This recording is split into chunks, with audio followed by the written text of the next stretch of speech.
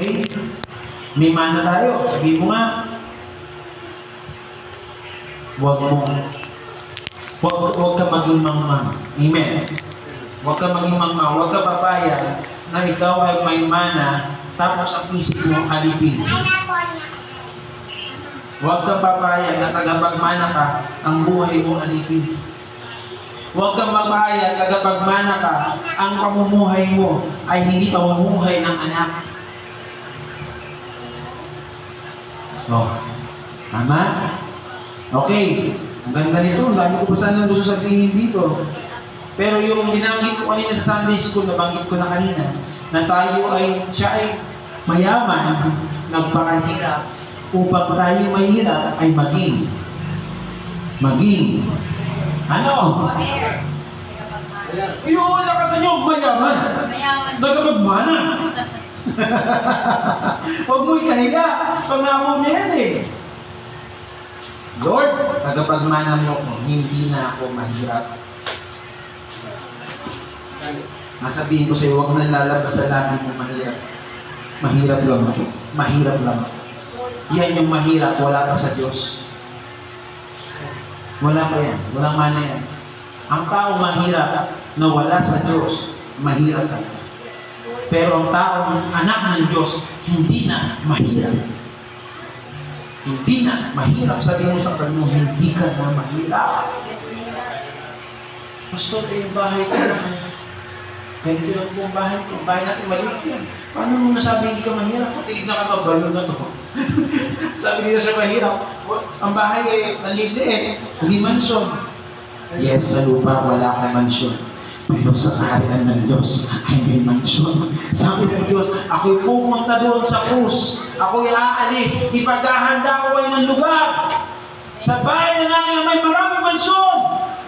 Ipaghahanda ko kayo ng lugar. Krus ng Kalbaryo. Hindi pala pupunta sa langit. Pupuntahan niya yung krus ng Kalbaryo. Para kailangan niya tayong bayaran ng utang, bayaran ng kasalanan, bayaran ng pagkawalay sa Diyos, upang ang lugar ng Diyos ay lugar mo na. Ang lugar mo dahil kadiliman, kasalanan, kahirapan, ang lugar ng Diyos ay binayaran niya para ang lugar mo makapagpapunta ka doon. Itinataas ka. Mula sa mababa, itinataas ka. Akala ko dati, sabi niyo mga taga-disciple, Panginoon, saan ako pumunta? Pwede ba sumama kami? Sabi ni yung isang disciple, pwede ba ako sumama? Yung sinasabi mo, ihahanda mo ng lugar. Hindi kayo pwede sumama. Ako lang ang pwede pumunta. Ako lang ang pwede pumunta. Amen. Saan? Sa Kalbaryo. Para ihanda ko kayo ng lugar sa bahay ng Ama. Ano yung bahay ng Ama? Pamilya. Doon tayo papasok sa pangalawa. Pamilya. Isang katawan. Hindi ka lang tagapagmana, bahagi ka pa ng isang katawan, isang pamilya. Wow! Wow! Amen! Pakibasa mo nga, Pastora, ano yung isang katawan na yan sa sinasabi na, ay, bago tayo lumipat, baka makalimutan ko, bago pa tayo lumipat, doon sa one body. Kasi una, fellow heirs, tagapagmana. Number 2, same body. Ang pangako ng magandang balita ni Kristo may magiging isang katawan. Pag sinabing isang katawan, isang pamilya yun. Amen. Pangatlo, magiging partaker. Sabihin natin, partaker. Meron kang makukuha. May bahagi. Kaya nga magandang balita, may bahagi sa iyo. Amen. Okay. Pero bago tayo lumipat, itong verse na to ang pwede mong panghawakan. Matthew chapter 25, verse 34. Pastora Ronald. Matthew 25, 34. 34. Na ang lahat ng mga anak ng Diyos ay magmamana ng kaharian. Magmamana ng kaharian. Amen. Tuloy, pakibasa, Pastora. Matthew 25, 34. Matthew 25, 34. Kaya't sasabihin ng hari, Sino yung hari? sa mga nasa kanan Si niya, Jesus. Hali kayo, mga pinagpala ng aking Oh, hindi Ama. mahirap pa. Mga pinagpala. Kasi namin pinagpala, mapalad. Amen.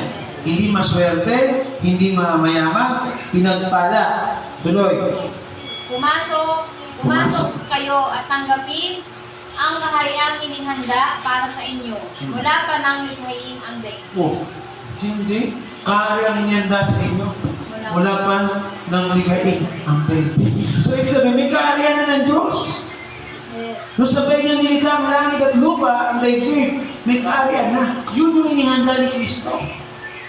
Na mamanahin nyo, mamanahin ko, mamanahin ng anak mo, mamanahin ng apo mo. Ewan ko lang kung mamanahin. Kasi hindi ka rin pwede mamili eh.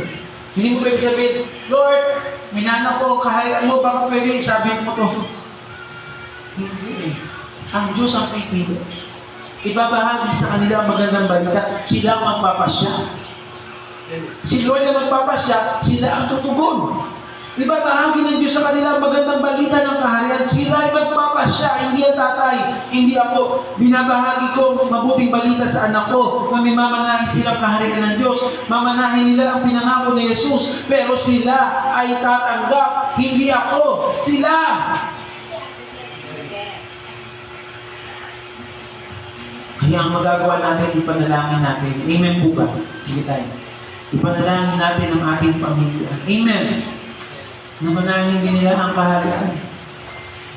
Manahin ang anak natin, manahin ang pamilya natin, manahin ang mga kamag-anak natin. Amen. Ang kaharian ng Diyos. Number 2, maging isang katawan tayo. Basa Pastor Rona. Sabi dito, 1 Corinthians 12:12. Unang Korinto 12:12 hanggang 13. First pa. 1 Corinthians 12 to 13. 12 to 13. Oo. Sabi dito, si Kristo ay tulad ng isang katawan Mm. na may maraming bahagi. Okay? Kahit na binubuo ng iba't ibang bahagi, ito ay mananatiling iisang katawan. Isang katawan. 13, Hmm. maging Hudyo o Hentil, alipin man o malaya, tayong lahat ay binabautismuhan sa pamamagitan ng iisang Espiritu upang maging isang katawan. Oh, isang... Katawan. Tayong lahat ay pinainom ng iisang Espiritu. Diba? Nung nabautismo ka, isinilang ka sa Espiritu at may isang katawan. Anong katawan? Katawan ni Kristo.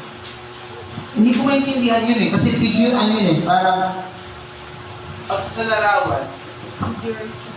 Figurative yun. Hindi literal na katawan. Kaya ngayon, sabi, minana natin ang araw, katawan ni Kristo. Hindi tinapan. Ang katawan ni Kristo ay mga anak ng Diyos. Bahagi ni Kristo. Ang sinumang nakipag-isa kay Kristo ay bahagi ng kanyang katawan. Figurative po yun, malalim, pero gusto ko makita niyo na ang katawan ni Kristo ay pamilya ni Kristo. May nagtanong yan eh, Panginoon, nandito ang nanay at kapatid mo, hinahanap ka. Anong sagot ni Lord? Anong sagot ni Lord? Sino ang aking? Sino ang aking magulang? Sino ang aking kapatid? Anong sagot niya? Kayo. Kayo masunod. Sumunod niyo sa akin ang aking magulang at ang aking kapatid. Hello, hindi siya physical. Hindi niya sinabi, oo nga, yan yung nanay ko. Oo nga, yan ang ate ko. Ang sinabi niya, ang sumusunod sa kalooban ng Ama, ang siyang aking kapatid, ang aking nanlukunan. Pamilya. Ang anak kay Kristo ay katawan ni Kristo. Kasi sinabing katawan, kasama sa kinatawan niya, kasama sa kanyang, kabilang sa kanyang lahi. Anong apelido mo? Apelido ko Mariano. Mariano. Isang lahi, isang pamilya. Nasaan ba si Kristo? Ikaw ni Kristo. Kapalit kita sa Panginoon. Isang katawan lang tayo. Amen. Isang espiritu, isang katawan. Sino ang ulo ng katawan ng Diyos? Si Jesus ang ulo ng katawan ni Kristo. Ang church. Tayo yung katawan. Amen. As sinabing church is illustrated as body of Christ. Hello? Kaya nga sabi niya, siya ang ulo ng kanyang katawan. Ang katawan, maraming bahagi. Basahin mo ulit para maging malinaw. 1 Corinthians 12:12. Dandahanin natin ha. 1 Corinthians 12:12. 12. Si Kristo ay tulad ng isang katawan Tulad ng isang katawan. Tuloy. na may maraming bahagi. Maraming bahagi. Kahit na binubuo ng iba't ibang bahagi, ito ay nanatiling iisang katawan. Isang pamilya. Sino ang ulo ng pamilya? Sino ang ulo ng katawan? Si Kristo. Sino tayo? Bahagi. Tuloy. 14. Maging Hudyo o Hentil, Maging Hudyo o Hentil. alipin man o malaya, tayong lahat ay binabautismuhan sa pamamagitan ng isang espiritu Isang upang espiritu. maging isang katawan. Kaya nung nabautismo nga kay Kristo, o ikaw ay inugnay na sa katawan. Amen. Inugnay ka na sa katawan ni Kristo. At ang katawan ni Kristo ay pamilya ni Kristo. Kaya may bago kang pamilya. Kapamilya ka na, kapuso ka pa. Amen? Pero hindi lahat ng biological family natin ay kapamilya, katawan ni Kristo. Sorry po, hindi lahat. Naniniwala po ba kayo na meron tayong kapamilya na hindi pa siya kaisa sa katawan ni Kristo? Hindi pa siya anak ng Diyos. Hindi pa siya. Kaya sabi dito, ang pamilya sa langit ay pamilya sa lupa. Wow. Siya ang naglalagay ng pangalan ng kanyang pamilya sa langit, ang pamilya sa lupa. Wow. Nung nabasa ko ito sa Biblia, talaga may pamilya si Lord sa lupa. Talaga meron siyang katawan sa lupa, meron siyang kinatawan sa lupa. Pakibasa ka, Pastor Rona, sa anong verse to? Ephesians 3:15. Tama, Ephesians 3:15. Isang natin matapos na tayo. 14. Tama? Nung mula sa kanya ay nagkakaroon ng pangalan ang bawat sambahayan sa langit at sa lupa. Mula sa kanya, nagkakaroon ng pangalan, Ang bawat pamilya, sambahayan. sa langit man o sa dahil kay Kristo. Sinulat niya ang ating pangalan sa aklat ng buhay sa langit. So, ibig sabihin yung aklat ng buhay ay ipagtatala ng kanyang pamilya. Wow, ito yung natanggap mo sa mabuting balita ni Kristo. Kabilang ka na sa kanyang pamilya. Palapakan natin ang Panginoon. Kabilang ka na sa kanyang katawan. Kabilang ka na sa kanyang pamilya. Ang anak ko, kabilang sa pamilya ko kasi may bahagi ng katawan ko na nasa kanya. Amen. Ang tawag doon, dugo. May dugo ka ba ni Jesus? Yes. Dahil sa dugo ni Jesus, ang dugo makasalanan mo, naging dugo. Mahali ka. Wow. Dugo mahali. Royal family. Amen. Sabihin mo man yan, ang apelido mo man sa lupa, Mariano, o ang mo kay Jesus.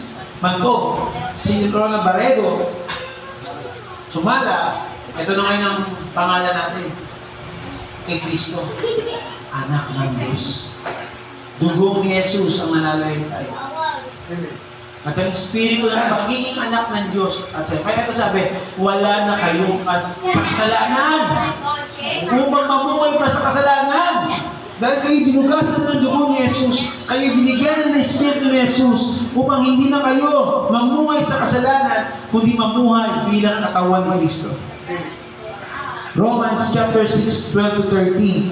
Kayo ay huwag nang mamuhay sa kasalanan, but mamuhay kayo sa inyong tunay na katawan. Hindi laman, kundi Espiritu, pagiging anak ng Diyos. Pakibasa na, Pastor. Romans 6 verse 12-13. Huwag na ninyong paghariin ang kasalanan sa inyong mga katawang may kamatayan. May kamatayan. Isipan natin. Upang hindi na ninyo sundin ang masasamang hibig nito. 13. 13. Huwag na ninyong ipailalim sa kapangyarihan ng kasalanan ang alinmang bahagi ng inyong katawan Katawan natin, huwag na. bilang kasangkapan sa paggawa ng kasamaan. Huwag na. Huwag na gamitin Sa ang halip, sangkap. kasama kayo sa Diyos Diyos bilang mga taong namatay na at muling binuhay. Tuloy. At ihandog ninyo ang sa Inyong Kanya katawan. ang inyong katawan Ihandog bilang na. sangkapan sa kabutihan. Yung katawan mo ngayon, bilang katawan ni Kristo, katawan ng kasangkapan sa kabutihan. Kasangkapan sa katwiran. Amen. Dahil ito may ginagagamitin sa kasangkapan ng kasalanan, gagamitin ito sa kasangkapan ng Diyos sa Kanyang kaharian. Pangatlo po, ang kayo ay magmamana ng divine. Sabihin nga natin, divine nature. Medyo malalim ito partakers of divine nature in Christ. 2 Peter 1:4. Basa, Pastor. Second, Peter 1:4. Ito lang, no? Magmamana ka ng inheritance, 1 verse 4. katawan ni Kristo. At pangatlo, partakers of divine nature. Verse 4, sa paraang ito ay binigyan niya tayo ng mga dakila at napakahalagang pangako Pangako. upang makaiwas tayo sa nakasisirang pagnanasa sa sanlibutan ito at upang makabahagi tayo sa Makabahagi? kanyang likas bilang Diyos. Partakers. Makibahagi. Partakers of His divine nature. Hindi mo na gagamitin ngayon ang natural mo, kundi ang divine nature. Malalim to. Kahit ako, binubulay-bulay ko ng Lord. Partakers na ako ng divine nature. Tatlo mamanahin mo sa Diyos. Pero you will inherit the fellow heirs. Pangalawa, body of Christ. Amen. Pangatlo, ikaw ay may partakers sa divine nature. Kung ang Diyos ay anak ng Diyos, ikaw, anak ng tao, naging anak ng Diyos. Amen. Hindi katulad ng pagiging anak na mag-iisang bugtong na anak ng Diyos, nag-iisa siya noon. Pero binigay niya yung bahagi, may bahagi, sabihin nga natin, bahagi. Partakers, makibahagi ka sa kanyang divine nature. Ano ba yung divine nature dyan? Pagkakaba nung Tagalog. Ano? Makabahagi tayo sa kanyang likas bilang Diyos. Likas. Wow. Likas. Ang likas mo ay makatulad ng kalikasan ng Diyos. Kaya hindi pwedeng ang fallen nature at ang nature ng Diyos magsama. Hindi pwede. Ang kamatayang makasalanan, ang katawang makasalanan, at ang katangian ng pagka-Diyos, ng Diyos ay magsama. Magkalaban niya. Hello? Kaya dapat mamatay na yung dating ikaw at mamumuhay na yung bagong ikaw. At ang sabi pa dito, marami ko yung partaker. Siguro gagawa pa ako ng isang mensahe about dito. Partakers, ano yung makikibahagi ka sa kaharian ng Diyos? Ano yung meron sa kaharian ng Diyos na bahagi ka? Isa na diyan yung pagiging anak ng Diyos. Amen? Yan yung partakers of divine nature. Pag sinabing partakers of divine nature, makikibahagi ka sa bibigay ng Diyos.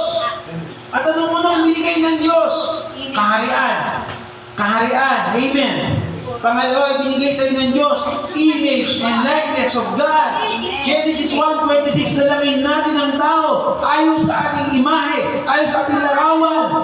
At ayaw natin silang mamahala sa mundo. Yun ang talagang meron ka. Image and likeness of God. Bago pa tayo bumagsak, yun talagang meron tayo. Pero dahil sa kasalanan, nawala yun. Ngayon, ibibigay. Iba'y bahagi ka na. Amen. Kaya nga, may karapatan ka niyang tawaging anak ng Diyos. Kasi may ibinigay sa iyo. Wala tayong karapatan sabihin anak tayo ng Diyos kung hindi binigay ng Diyos sa atin. Pamilya tanong sa iyo, anong karapatan mong sabihin anak ka ng Diyos? Kung tinanong ka, sino ka? Anak ng Diyos. Anong karapatan mo sabihin anak ka ng Diyos? Ang yabang mo. Sabi sa'yo ng usap mo. Ang yabang mo. Ano sabihin mo? Biyaya ng Diyos. Sa biyaya ng Diyos ni Kristo. Binasa natin 2 Peter 1:4, nakibahagi ako sa kanyang divine nature. Wow! Wow! Amen! John 1:12, sino mang sumampalataya sa Kanya, tumanggap sa Kanya ang Jesus, ay pinagkakalooban niya ng karapatan na maging anak ng Diyos. So, yung mga hawakan ko, ewan ko sa iyo, dito pala anak ng Diyos. Pero ako, anak ako ng Diyos. Biyaya ng Diyos. Makasalanan ako, oo, pinanganak ako makasalanan. Pero binigyan ako ng bagong buhay. Sa biyaya ni Jesus, natanggapin ko siya, natanggap ko yung bagong buhay. Partakers of divine nature. Yung iba, hindi alam yan, mga kapatid. Misteryo sa kanila ang mabuting balita ni Kristo. Misteryo sa kanila ang mabuting balita ng kaharian ng Diyos. Paano naman natanggap yung maging tagapagmana? Paano naman natanggap na sila ay may bagong katawan ni Kristo? Paano naman natanggap na sila ay magmamana ng divine nature? Kaya isip nila, tao lang ako.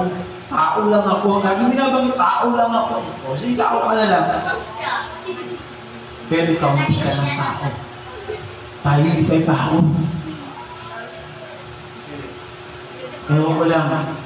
Di ba lagi natin kinakapagyan dati kung nagkakamali tayo, pag gumagawa tayo ng kasalanan. Ang lisensya card natin. Tao lang. Hindi ba? Ako'y tao lang. Ano sunod? Nadalag. Ang natutuksuri. Tao lang. Pero hindi ka na tao lang. Hindi mo sa katabi mo, hindi ka tao lang. Huwag mo nakakantahin yun. Sa video okay, at talagang pinatil mo pa. Dahil nasa kasalanan ka, at natutukso ka, at nag-i-enjoy ka. At talagang sabi mo, bahagi na ng buhay ko, tao lang ako. Hindi ka na tao lang. Yes. Wow. Kung ito lang sinasabi ko ng Diyos sa atin, para hindi na natin gamitin yung lisensya na yun. Bihin mo. Pastor, tao lang ako eh. Ha? Tatanungin kita, anong binigay sa iyo ng Diyos na pangako niyang binigay sa iyo? Natanggapin mo siya. Maging anak ng Diyos. Amen. Hindi ka natakot. Pangalawa, mamamana ng kaharian. Tagapagmana. Pangatlo, body of Christ. Pwede ba yung body of Christ sasama sa prostitute? Yung katawan ni Kristo, dadalhin mo sa club. Hindi na pwede dalhin yung katawan ni Kristo sa bayaliwan.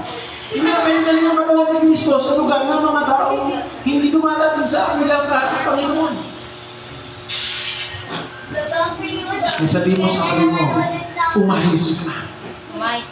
Na, ito dapat ang lalakaran mo. Ang minana mo. Amen. Ang pagiging anak ng... Pero, tandaan nyo ang nakapaligid sa atin ay mundo ng kanila. Ang nakapaligid sa atin ay mundo ng mga tao wala pa sa kaharian ng Diyos. Yes. Paano rich? Kaya ang katwiran nila, pwede ka naman magsisi eh. Pwede ka naman humingi ng tawad sa Diyos. Kahit na humingi ka pa ng tawad, kung hindi mo matanggap yung binibigay ng Diyos, wala. Amen. Maraming nagsisimba. Maraming humingi ng tawad linggo-linggo. Pero walang mana sa kanila. Hindi kilala ng Diyos. Walang bahagi sa katawan ni Kristo.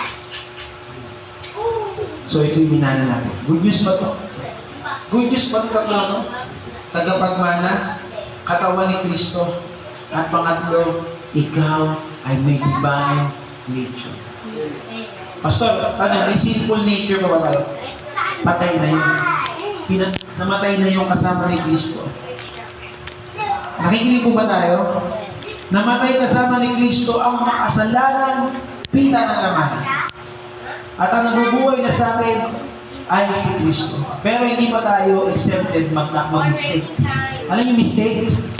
Parang ganito, si Father Julius gumagawa ng salamin. Free ka ba sa mistake? Habang gumagawa ka ng salamin, wala ka bang minsan pagkakamali? Pero hindi mo sinasadya. Amen. Amen. Kaya kailangan natin baguhin ang isip natin. Sabi ng Bible, baguhin ang inyong isip. Kasi ang muling babaguhin ng Lord. Hindi niya babaguhin yung physical. Ang physical natin ay papunta na sa kamatayan. Ang soul natin ang babaguhin. Amen? Ang binabago ng salita ng Diyos ang ating kaluluwa at ating isip para isip natin ay maging katulad ng larawan at katangian ng isang anak ng Diyos. Amen? Amen. At pag ang ating kaluluwa ay naging image and likeness ng Diyos, magmamana ka ng isang katawang hindi masisira. Isang katawang maluwalhati. Isang katawang hindi mabubulok. Sino magmamana ng katawan na yun? Yung kaluluwa mo na binago ng Panginoon. Amen?